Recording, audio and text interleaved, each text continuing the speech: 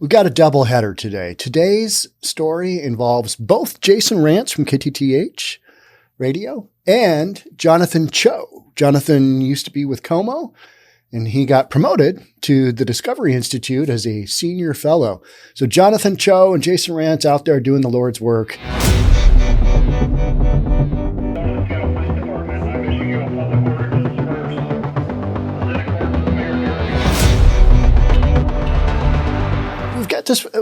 We've had a heat wave here in Seattle. We had 5 whole days over 90 degrees. It's a record. I know. The rest of the country is going, what a bunch of babies. And you're right. You're right. I melted Thursday? It was like 96.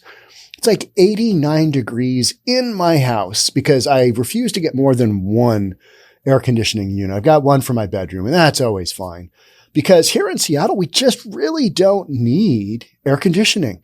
And all my years of appraising, and we need AC. And you really don't. You can get by. But it's been really hot here.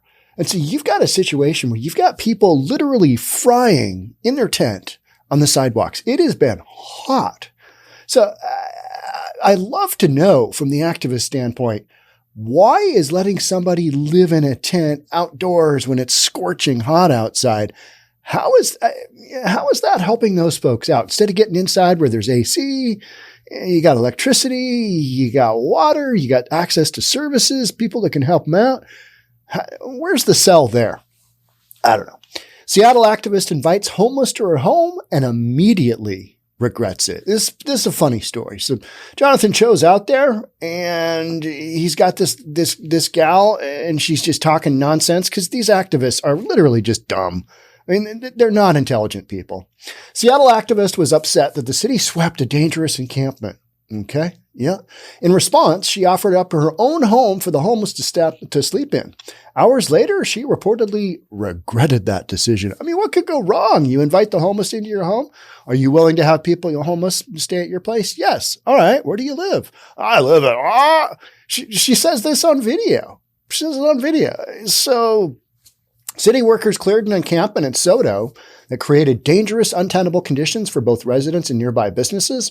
Activists, Social City Councilwoman Tammy Morales, and staff at the Seattle Times complained this move was taken during a heat wave. So, okay, you're getting them off the street, though. It's hot. It's hot. People are literally dying. It's so hot. So apparently you're supposed to keep them vulnerable people outside to suffer in the scorching heat, rather than bringing them into air conditioning, offering them access to electricity and clean running water. I mean, this to me is a no-brainer.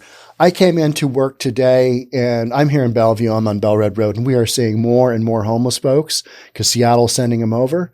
And I walked past a homeless dude sleeping in front of the suite next to us, my old suite next door to us. And I'm like, oh man, this isn't good. He got up on his own and he left at like 9:25, but we're seeing more and more of that creep because, Seattle's just let everything go. It's okay. Just sleep wherever you want. I don't care that it's 110 degrees out there. I'm sure you're comfortable. I mean, just open up the vent on your tent. You ever slept in a tent on a mountain when it's like 90 degrees outside? It's not comfortable. It's not comfortable at all. You're just like, oh my, there's really no sleeping. It's just brutal. And you're in the sun, and then it gets super cold at night because you're on a mountain. Yeah, tricky. But one activist was so livid that she showed up to protest the sweep, and when she was asked if she would house any of the homeless, she answered in the affirmative. Jonathan Cho asked her on the video on his phone, hey, you going to have any homeless live with you then? It'd be okay if they lived with you? Even giving out her address.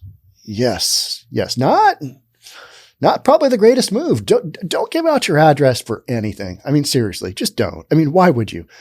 If you own a home, it's in the tax records and you can't really hide that unless you put it in an LLC or something like that. But don't give out your address. It's not a smart thing to do. But like most activists here, she had no intention of following through. She wants to keep them living outside. Now she's having an online fit. What does that look like? Yeah, it's pretty funny, actually. Discovery Institute senior fellow Jonathan Cho spoke to activists protesting the sweep. Let's just take a little looky. The activists today have moved the homeless from that sweep to Utah Avenue, right behind this business. Protect them from the cops? Isn't it moving taking their shit away? It's just moving one problem to another area. So are you saying that the houseless people are the problem? No, I'm just saying that's causing problems. What are the problems? Tell me what the problems are. Crime. What are the problems that they're causing? Drug use. Actually, there's no fucking research at all in this city showing that crime is related to houseless people. There is actually. There is Ask actually Andrew Lewis. Been several. Ask who? Councilmember Andrew Lewis. There's a Seattle Times article with Danny Weston. You can Google it. Yeah, you can also. Hey, could I ask you something? Do you live in Seattle? Yes, I do. Are you open to the homeless going to your backyard? Yes. Okay, where do you live? I'll send them there. Georgetown. Okay, what's your address? Avenue South. I don't fucking care. All right, I'll send them your way. See, even her boyfriend or whomever that other dude is like, no, don't send him to our house. I don't think so. And she's like, yes, I'm such an activist. I find it classic that she says, what are the problems? I mean, and we cover what the problems are with the homeless encampments day in and day out here on News for Reasonable People, because the situations with the homeless encampments are not reasonable. They are just not reasonable. I mean, and that's a whole nother situation, allowing a whole bunch of them to congregate together and basically live, on their own. What is wild is that in so many of these homeless sweeps, not one person takes up the city on their offer of housing. Why is that? Because they don't want to live with rules. They don't want to live with rules. They want to just live in their willy-nilly, crazy Mad Max world where you got people running around shooting each other. You got all kinds of crime going on, and you got all kinds of stuff being stolen and sold, and you get bad things happen to people. I mean, women, not a good environment, at all. So when she says, there's no problems here. And she says, there's no data tied to the homeless. Right. Oh, how about you watch any one of probably a couple of dozen podcasts here on News for Reasonable People that we walk through the actual story of what was going on. Craziness, just nutso. It's just simply not reasonable. So after Cho posted a video of the woman ranting, inviting the homeless to her home, she had regrets. It's one of those, what could possibly go wrong here? I invite the homeless to stay at my house and I give the guy my address. Oh, Cho says the perpetrator went on a private Facebook group to complain that she was doxxed by him. Doxing, that? You probably do, but for the few of you who don't, it's where you publicly give out information on somebody to basically cause harm to them online. You release their phone number, you release their address. You are, telling everybody in the world information so that people just start, doing whatever to them. According to a screenshot posted by Cho, a woman claimed that Jonathan Cho got our address and doxed us publicly for disagreeing with him. Well, we just watched the video. So literally they go online and say, we've been doxed. Well, no, because the video footage would say something wildly different. So Jason Rance goes on to say, activists do what they can to keep the homeless living outside. And during a heat wave, is that compassion? I don't think so. I mean, like I was talking about, I get worked up when my house gets warm and it's like, all right, I just got to open up the windows and in the morning it'll be cool. And then I can think about getting another air conditioning unit, during a heat wave, as we all do here in the Pacific Northwest. So it's just a crazy situation where somebody says, I got doxxed. No, you didn't. You gave out your information for free. That's what you did. And everybody can see it. Everybody understands. So activists exploit the homeless and get to play hero. That's literally all they do. And they don't really help anybody. They think they're fighting for the homeless rights, but actually what would help the homeless folks is those with mental conditions and those with addiction issues, get those folks some help. And unfortunately, they're not going to get the help they need out on the streets with you, saying, oh, don't steal their stuff. They portray themselves as fighting for their houseless neighbors. They're not heroes. They're the villains, is what Jason is saying about the activists. And they have a lot of help in the efforts to keep people outside.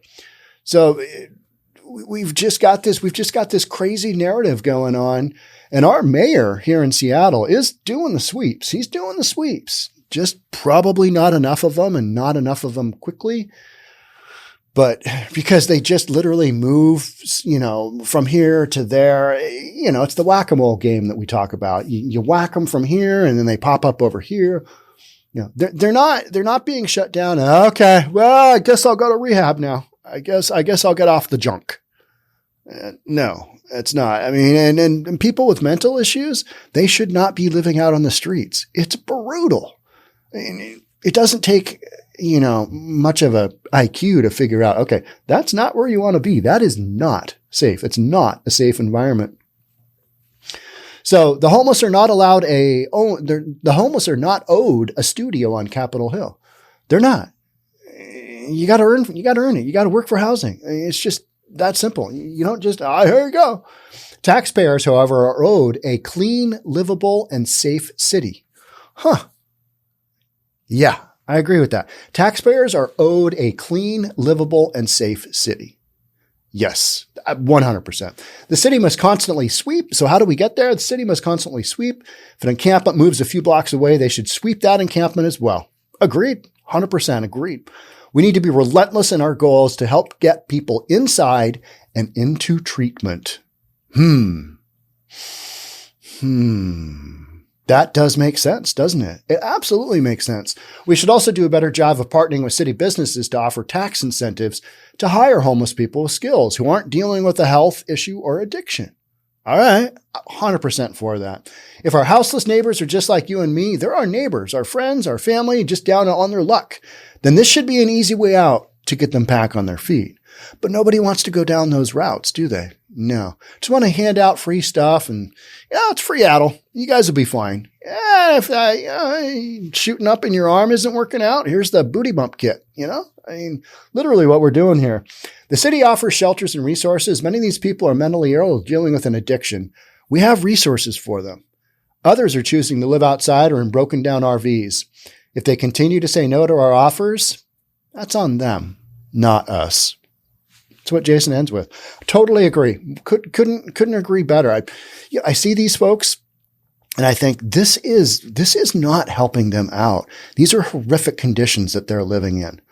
Imagine waking up. You're like the dude that I saw this morning. You're waking up. He's probably 50 years old. You've been sleeping on the concrete. You got a tarp pulled over your head. You don't know what you're doing the next day. That's not where people should be. I wouldn't want a loved one living like that. I mean, that's a hard no-go. These folks need help. They don't need people encouraging them. It's all right. Just keep living in the encampment. It's all good. And the activists' biggest consideration is them not having their stuff stolen. Most of the time it's stolen already stuff, or it's just junk. Granted, it's their junk, but why is it so often when a homeless encampment gets cleared out, so much of the stuff is left behind if it's like prized personal possessions? I'm not trying to rip on anybody's stuff, but why are there hundreds of thousands of pounds of garbage and waste and toxic needles and litter? Why are tax-paying citizens having to pay the city to come clean that up? Or you've got like Andrea Suarez with We Love Heart Seattle picking up hundreds of thousands of pounds of garbage from this, from these homeless encampments. Not within 20 feet of a tent, though. Can't have that. And that entity, We Heart Seattle, Andrea Suarez, gets hammered on. How's that work? Like, we got to leave that garbage there. We got to, until we do a real sweep, and then we'll pick it up with all the garbage trucks and, the backhoes. And then we'll have to, clean up and have to get rid of the rat's nest and the rat's little routes within because, they like garbage too. And so they're co-opting with the homeless. I mean, we see this in encampment sweep after encampment sweep, and this is not new stuff. So you've got this going on. And you've got these activists saying, I don't even know what they're saying. Just a bunch of nonsense. And then one of the things was, you know what? We're worried about having our windows broken. Really? You're an activist and you're worried about having your windows broken and you go out and bash windows all day long? Yeah. You bash windows of businesses, of, public spaces, all kinds of different stuff. You do that. We know it. You know it. We know it. And then all of a sudden when it's your window, you're like, oh, we got doxxed. What a bunch of weenies. Seriously. All right. That's all I got on this one. Thanks for being here. This was strong work by Jonathan Cho and from Jason Rantz on just covering issues that are going on that are tough issues. But I think bottom line, compassion is not letting our people live in sweltering heat. And then in the winter, when it's just crappy here year round, that's not compassion. Get the people the help they need. Don't encourage them to keep living on the streets. That's not a good thing. I'm out. Thanks for being here. We'll catch up soon. Talk then. Bye for now.